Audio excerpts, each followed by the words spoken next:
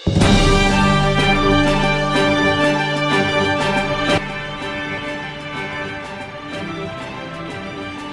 सिर्फ पानी पी के विगत 2 दिनों से यहाँ पे बैठे हुए हैं? हाँ, सिर्फ पानी पीकर। इस समय तो पानी भी पिया नहीं जा रहा है। दुश्मन करे आदास तो अंजाम लिख दूंगा, लहू के रंग से इतिहास में संग्राम लिख दूंगा। अभी तो हमारा ज़िंदगी है इस विश्वविद्यालय के नाम लिखा, अब अपनी मौत भी इस विश्वविद्यालय के नाम लिख दूंगा। 24 घंटे लगातार और 2 दिन से हम लोग का आमरण अनशन शुरू हो गया है। बहुत ही भावुक क्षण है ये। सड़क से लेकर संसद तक खुलेगी सबकी पोल। नमस्कार, मैं हूं प्रिंस तिवारी और आप देख रहे हैं देश ही बोल। लगातार तीसरे दिन हमारा चैनल हम अपने माध्यम से आपको लगातार तीसरे दिन विश्वविद्यालय के इस धरना प्रदर्शन को दिखा रहे हैं। विगत 2 दिनों से ये छात्र नेता, ये छात्र विश्वविद्यालय के छात्र और महाविद्यालय के छात्र नेता मिलकर लगातार 2 दिनों से भूख हड़ताल कर रहे हैं। आइए जानते हैं, कुछ आम छात्र यहाँ विश्वविद्यालय के बैठे हुए हैं, इन छात्रों से कि ये क्या सोच के छात्रों के समर्थन में आए हुए हैं। क्या नाम है आपका? मेरा नाम दिवाकर यादव है और मैं चाहता हूँ कि छात्र संघ चुनाव होना चाहिए, क्योंकि जब तक पढ़े लिखे और युवा राजनीति में कदम नहीं रखेंगे तब तक हमारे न तो देश का भला हो पाएगा और न तो हमारे विश्वविद्यालय का भला हो पाएगा। और आप भी, मुझे लगता है कि यहाँ सभी लोग बैठे हुए हैं जो मेन कैंपस के ही छात्र हैं, और मेन कैंपस की स्थिति ये है कि आज मेजर सब्जेक्ट में प्रैक्टिकल में बच्चे फेल हो जा रहे हैं। और जब कापी रीचेक के लिए हम लोग RTI डलवाना चाहते हैं तो उनसे कहा जाता है कि अभी बोले हैं टीचर कि कापी तो हम आपकी चेक करेंगे, लेकिन फिर आपका एडमिशन खारिज कर दिया जाएगा। अच्छा, तो अब हमारा ये अधिकार भी नहीं है कि हम अपनी खुद कापी जो हम फेल हो चुके हैं, मतलब आपको इनडायरेक्टली धमकी दिया जा रहा है कि आपको फेल कर कि दिया, आपका एडमिशन खारिज कर दिया जाएगा। और हम अपनी कापी अब खुद स्वयं नहीं देख सकते हैं कि हम भाई लिखे हैं, आपने फेल किया, हमें मंजूर है, लेकिन कम से कम उसको दिखाइए तो। कापी तो दिखाना आपका बनता है। तो मतलब आपका कॉपी जांच करने के लिए वो लोग धमकी दे रहे हैं कि अगर जांच हम करेंगे तो फेल कर देंगे, फिर भी आपका एडमिशन ही खारिज कर दिया जाए कि आप भूगोल। कौन से सब्जेक्ट से हैं? मेरा हिस्ट्री, ज्योग्राफी और पॉलिटिक्स मेरा सब्जेक्ट है। BA सेकेंड ईयर का छात्र हूँ। सेकेंड ईयर का विद्यार्थी हैं। कैंपस से, मेन कैंपस से। और कौन से डिपार्टमेंट के लोग आपको धमकी दिए हैं? ये भूगोल डिपार्टमेंट के लोग हैं। अच्छा, बाबू वहाँ का कोई प्रोफेसर टीचर? नहीं, प्रोफेसर ही हैं। अच्छा, हाँ, नाम तो हम गुप्त रखेंगे, लेकिन प्रोफेसर ही हैं। अच्छा, डायरेक्टली धमकी दे दी है कि फेल करेंगे, है कि आपका एडमिशन खारिज कर दिया जाएगा। चलिए इस मुद्दे पे भी हम बात करेंगे। अभी आप छात्र नेताओं के यहाँ इस भूख हड़ताल के समर्थन में आए हुए हैं। जी बिल्कुल जी। छात्र चाहते हैं कि छात्र संघ चुनाव हो? मैं चाहता हूँ कि विश्वविद्यालय में छात्र संघ चुनाव, ताकि हम भ्रष्ट कुलपति का सारा चीज जो भी भ्रष्टाचार है मचाया उसको खोल सकें। आप चाहते हैं? बिल्कुल भैया, छात्र संघ चुनाव होना चाहिए। विश्वविद्यालय में इनके पास विद्यार्थी भैया छात्र संघ चुनाव के समर्थन, भैया लोग के समर्थन में आए हैं हम। छात्र संघ चुनाव होगा, पढ़े लिखे लोग मुख्यधारा की राजनीति में जाएंगे, छात्रों की आवाज़ को उठाएंगे। भगत सिंह ने कहा था, मैं ऐसी पढ़ाई को लात मारता हूँ जो केवल क्लर्की हासिल करने के लिए किया जाए। उन्होंने कहा था, अगर छात्रों का पढ़ाई अगर देश के लिए काम ना है तो उस पढ़ाई को मैं लात मारता हूँ। तो बिल्कुल छात्र संघ चुनाव होना चाहिए। छात्र संघ चुनाव से पढ़े लिखे लड़के मुख्यधारा की राजनीति में जाएंगे, छात्रों की आवाज़ को उठाएंगे। अभी आप पेट का एग्जाम हुआ, आपने ट्रेनों में बड़ी भीड़ें उड़े देखे होंगे कि कितने बच्चे, मतलब वैसे कितनी समस्या उठाना पड़ा। छात्र संघ का चुनाव होता है, पढ़े लिखे छात्र अगर राजनीति में जाते तो कम से कम हम तैयारी करने वाले छात्रों का दर्द को समझते हो, उसको सदन में उठाते। यहाँ अब आप देख सकते हैं कि विश्वविद्यालय में यहाँ पढ़ने वाले आम विद्यार्थी भी छात्र संघ चुनाव की मांग कर रहे हैं और छात्र नेताओं का लगातार समर्थन कर रहे हैं। हम यहाँ पे भूख हड़ताल पे बैठे एक छात्र नेता से बात करेंगे कि क्या कितने दिनों से वो लोग भूख हड़ताल पे हैं और आगे कब तक ये लोग इस हड़ताल को जारी रखेंगे। क्या नाम है आपका? मेरा नाम सतीश प्रजापति है जी। आज हम लोग का भूख हड़ताल का दूसरा दिन है।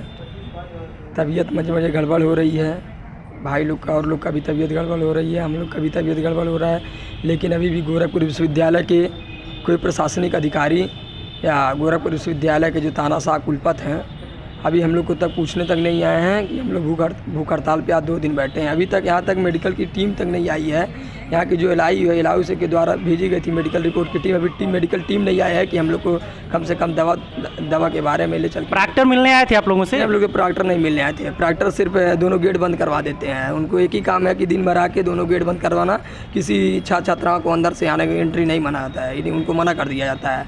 अच्छा, तो मतलब प्रॉक्टर आप लोगों के साथ नहीं है, अभी तक मेडिकल टीम नहीं आई है कि विद्यार्थी यहाँ पे बेहोश पड़े हैं कि उनकी क्या दिक्कत है, अभी चेक करने वाला भी कोई नहीं है? कोई नहीं, एकदम यहाँ तानाशाही चल रही है। भूख हड़ताल पे हैं? भूख हड़ताल हम लोग का दूसरा दिन है। अभी आगे चलता रहेगा, निरंतर आगे चलते रहेगा।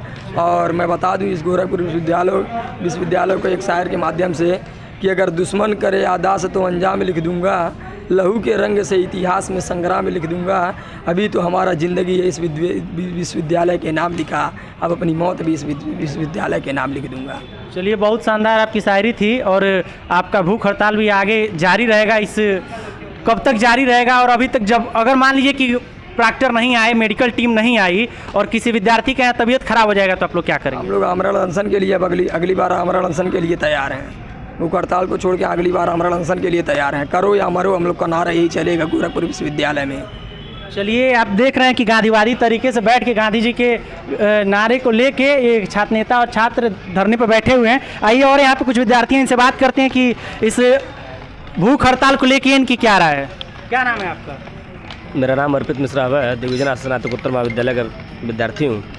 और बीते 8 दिन से जो हमारे सभी साथी हैं ये अनिश्चितकालीन धरना पर इस विश्वविद्यालय के प्रांगण में बैठे हैं और बीते 2 दिन जो हुआ है वो भूख हड़ताल से बैठे हैं। लेकिन कुलपति की तानाशाही रवैया ऐसा है, चूँकि दरअसल कारण ये है, इनके मन में एक बात ये समा गई कि सैया भयो कोतवाल तो डर किस बात की। इनके सैया हो गए हैं कोतवाल, अभी चोरी कितना भी करेंगे डर। चूँकि बताइए, जिस व्यक्ति पे 73 लाख रुपए का आर्थिक घोटाले का आरोप लगता है और राजभवन के द्वारा जो टीम बनाई जाती है कि उस घोटाले का जांच करे, उसका चेयरमैन अध्यक्ष जो है वो कुलपति को बना दिया जाता है। एक चोर अपने चोरी का जांच किस प्रकार से करेगा, आप बताइए।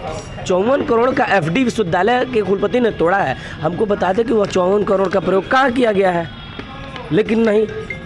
स्थिति इतनी जर्जर है इस समय विश्वविद्यालय की, आप सुबह से शाम तक उस गेट पर या उस गेट पर खड़े हुए, मैं दावा लिखाता हूँ कम से कम 100 बच्चे रोते हुए आते हैं और उस गेट से और वापस जाते हैं, इसलिए क्योंकि माइग्रेशन सर्टिफिकेट, TC, बैक लगा है, लेकिन कोई काम नहीं किया जा रहा है। अभी मेरे साथी ने बताया कि उनको धमकी दी जा रही है कि फेल कर देंगे।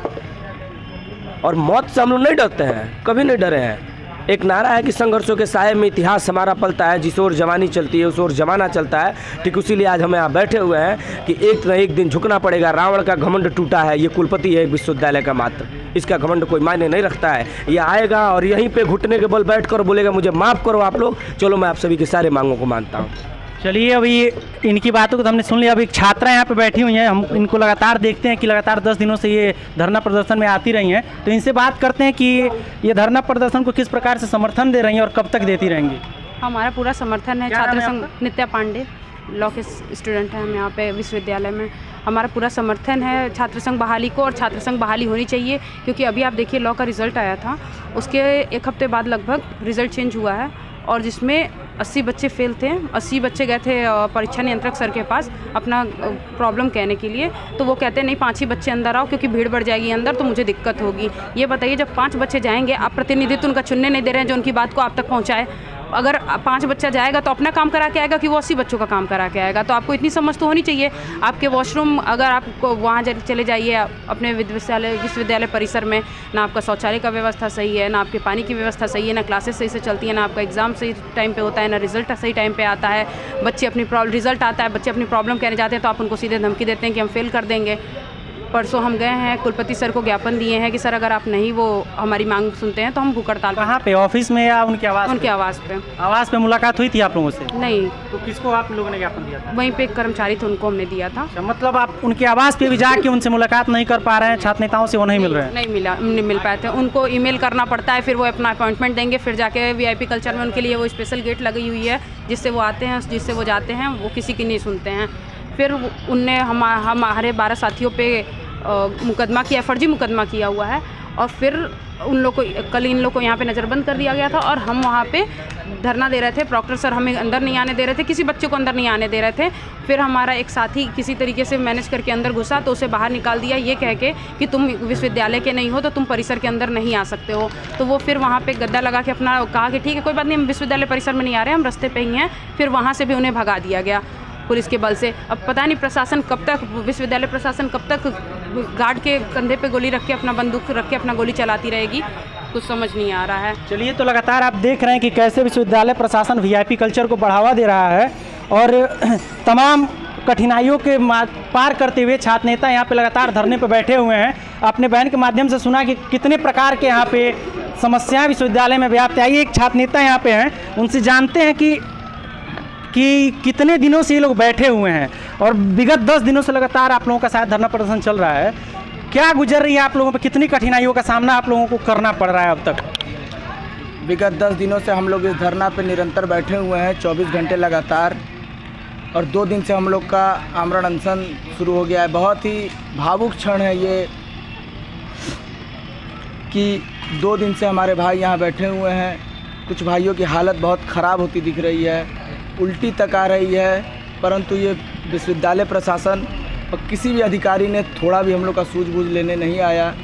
वो तमाम हमारे साथी सुबह से उल्टियाँ कर रहे हैं, एम्बुलेंस तक को गेट के अंदर एंट्री नहीं दी जा रही है। दूर दराज से आए हुए छात्र छात्राएं अपना माइग्रेशन से लगाए तमाम डिग्री से रिलेटेड कोई भी काम करने आ रहे हैं तो दोनों गेट बंद कर दिया जा रहा है।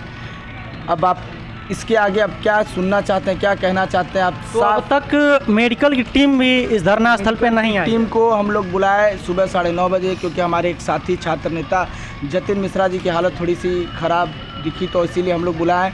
मेडिकल की टीम को गेट के अंदर एंट्री नहीं दिया, कहा कि कुदा के बुलाइए, ये करिए वो करिए, तमाम बहाने बनाए कि मेडिकल की टीम भी चली गई, उनको भी गेट के अंदर एंट्री नहीं दे रहा है।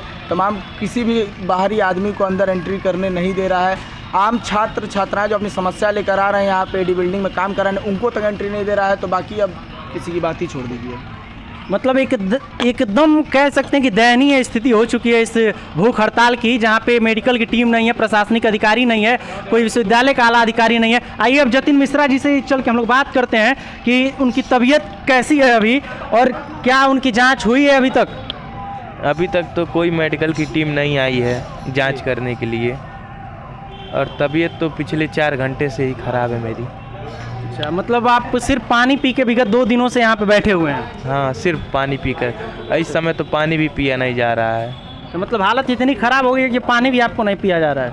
नहीं। अच्छा, तो आपका अभी तक चेकअप भी एक बार भी नहीं हुआ? एक बार भी नहीं हुआ। कोई दवा विश्वविद्यालय प्रशासन द्वारा? कोई दवा नहीं। लोग कह रहे हैं कि माननीय मुख्यमंत्री जी आए हैं, सब टीम उनके पीछे लगी हुई है, तो इसीलिए अभी तक कोई भी मेडिकल की टीम नहीं आ पाई है। आपको ये बता दें कि माननीय मुख्यमंत्री जी के पीछे प्रशासन, आला अधिकारी शहर के इतने मकसूल हो चुके हैं कि उनको इस आम विद्यार्थियों के, विश्वविद्यालय के इन विद्यार्थियों की जरा भी सुध नहीं है कि प्रशासन, जिला प्रशासन या स्वयं विश्वविद्यालय प्रशासन अपना मेडिकल टीम भेज के इन विद्यार्थियों की दवा कराए या उनका चेकअप कराए कि भाई उनकी क्या स्थिति है। इस स्थिति को या इस धरना प्रदर्शन के इस भूख हड़ताल को हम आगे भी दिखाते रहेंगे। ऐसी तमाम खबरों के लिए आप देखते रहिए देसी बोल, बोलना तो पड़ेगा।